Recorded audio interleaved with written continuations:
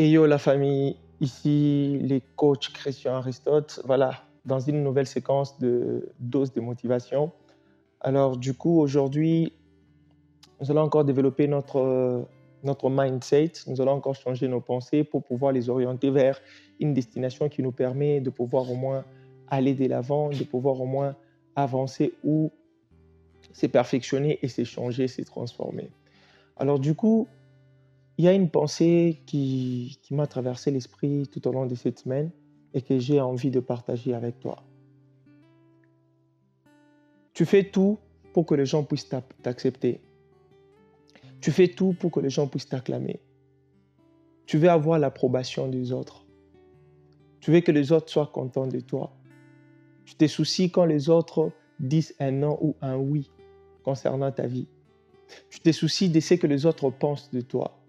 Mais laisse-moi te dire, tu sais, le jour où la mort va frapper à la porte de ta vie, ta famille va être là en train de pleurer. Ta femme, tes enfants, ton mari seront là en train de pleurer.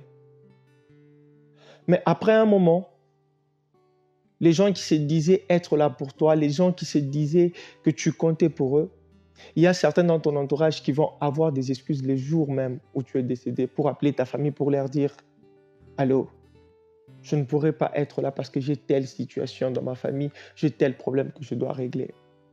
J'ai tel problème qui m'empêche de pouvoir être là, mais je suis de cœur avec vous. » Il y a d'autres personnes qui seront là, pas forcément parce qu'ils ont mal que tu es mort, mais ils seront là forcément pour chercher à s'accaparer tes biens matériels, pour dire c'était mon frère, c'était ma sœur, il a laissé ça, alors moi je dois sur ces choses-là.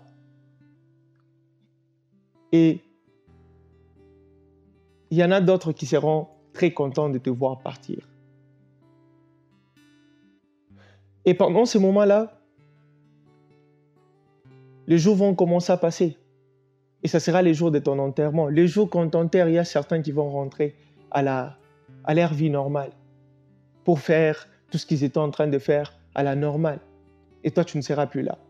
En fait, les mondes t'oublient plus vite que tu ne peux l'imaginer. Les gens vont t'oublier plus vite le jour que tu décèdes, le jour que tu es enterré, les gens commenceront à t'oublier. Parce que c'est quoi? C'est ça les principes de la vie. En fait, la vie ne s'arrête pas parce que toi tu es mort. La vie ne s'arrête pas parce que quelque chose de mal t'est arrivé. La vie continue. Personne ne peut arrêter la vie. La vie, elle est en train de continuer. Elle n'attend personne et elle évolue.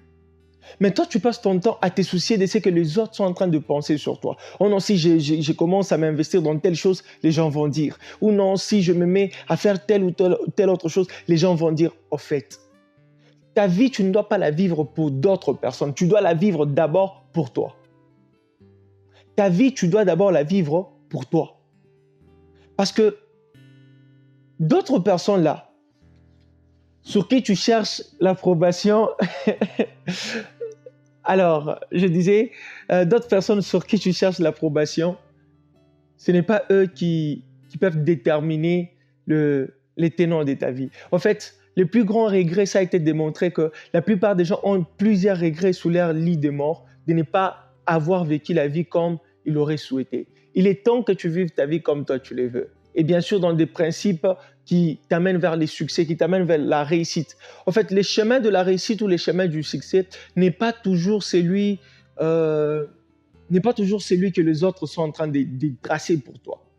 En fait, tu peux tracer ton propre chemin pour les succès. Tu peux tracer ton propre chemin pour la réussite.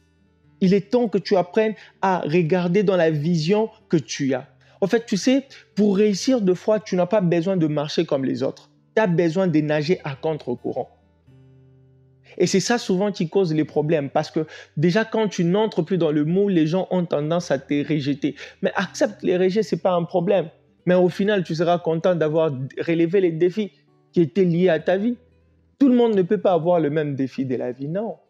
Tu dois apprendre à vivre ta vie selon toi, pas selon les autres.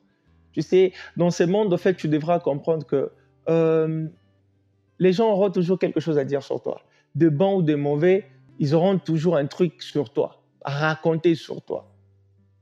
Et ça, tu ne dois pas l'oublier. Tu ne dois pas abolir tes rêves. Tu te dis, bon, j'abandonne mes rêves pour vivre. Bon, tu vis la vie de Dieu. Quand tu abandonnes tes rêves, tu dois comprendre déjà que tu ne vis plus ta vie, mais tu vis la vie d'une autre personne ou d'autres personnes. Il est temps que tu arrêtes de vivre la vision d'autres personnes. Il est temps maintenant que tu vives ta vision afin de pouvoir percer. Tu ne peux jamais percer dans la vision d'une autre personne. Jamais. Tu dois percer dans ta propre vision que le Seigneur t'a donné, que tu t'es fixé toi-même. C'est une nouvelle année. Bien sûr, tu as un objectif, une vision que tu t'es fixée. Tu dois marcher selon les principes que tu t'es fixés et non ce que les autres racontent sur toi. Et sache très bien que tu vas être content le jour de ta mort. Bien sûr, il faudra que tu mènes la vie selon les principes que tu t'es établis. Au cas contraire, tu regretteras d'avoir vécu la vie d'autres personnes. C'était le coach Christian Aristote. On garde la positivité et on marche tout droit vers les succès et la réussite, surtout en gardant clairement sa vision. Allez, ciao, ciao, on se revoit prochainement.